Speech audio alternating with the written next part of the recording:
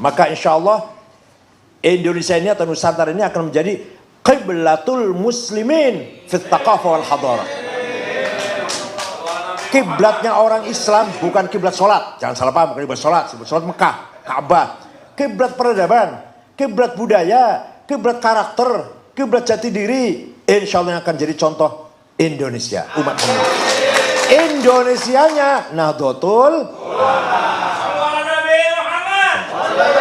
Maka yang namanya tamu ke sini, waduh, sampai capek nerima tamu itu.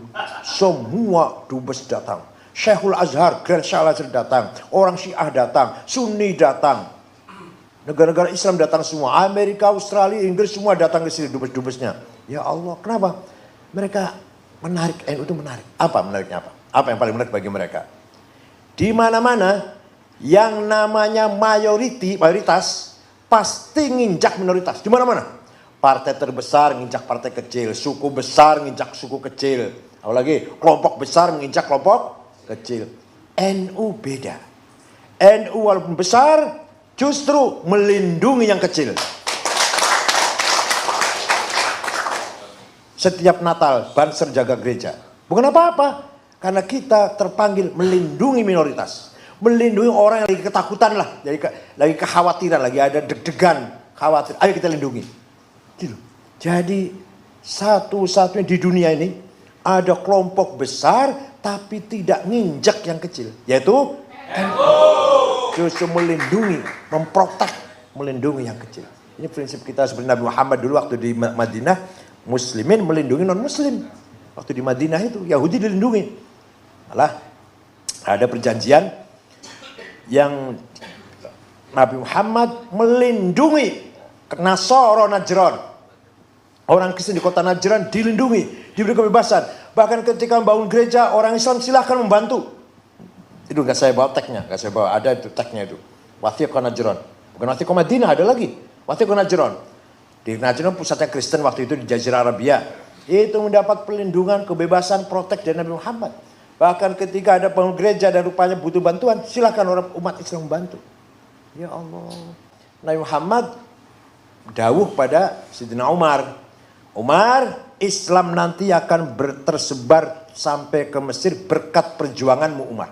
Biadik, dengan tanganmu Umar. Nanti Islam akan nyampe ke Mesir. Kalau ia nanti sampai ke Mesir, tolong jagalah budaya atau bukan budaya waktu beda bahasanya.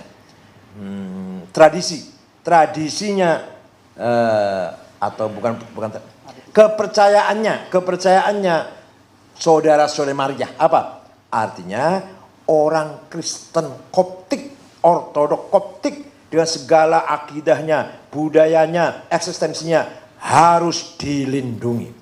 Maka di Mesir sampai sekarang masih menjadi pusat Ortodok Koptik di Alexandria. Wah, kalau mau dihancurkan ya dulu hancur sudah.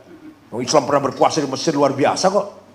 Untuk Salahuddin Al-Ayyubi perang salib, perangnya dengan Romawi, nggak perang dengan Ortodok Koptik.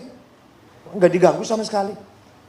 Ortodok Syria, Ortodok Koptik, nggak pernah diganggu oleh Salahuddin Ayyubi. Perangnya Romawi kok. Di dalam negeri Mesirnya sendiri aman orang Kristen. Nah, itu artinya apa? Bahwa memang begitulah karakter Nabi Muhammad membangun umat Islam seperti itu.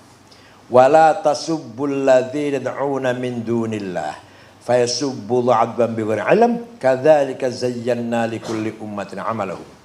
Jangan kamu mencaci maki agama orang lain. Nanti mereka mencaci maki Allah. Saling mencaci maki nanti isinya. Kadzalika zayyana amalahum. Demikianlah aku jadikan setiap umat likulli ummatin amalahum. Setiap umat memiliki budayanya masing-masing. Memiliki kepribadiannya masing-masing. Tidak boleh dilecehkan. Tidak bisa diremehkan. Harus saling menghormati. Ya Allah, luar biasa ini. Oleh karena itu, dengan demikian dakwah kita akan lebih diterima oleh orang lain.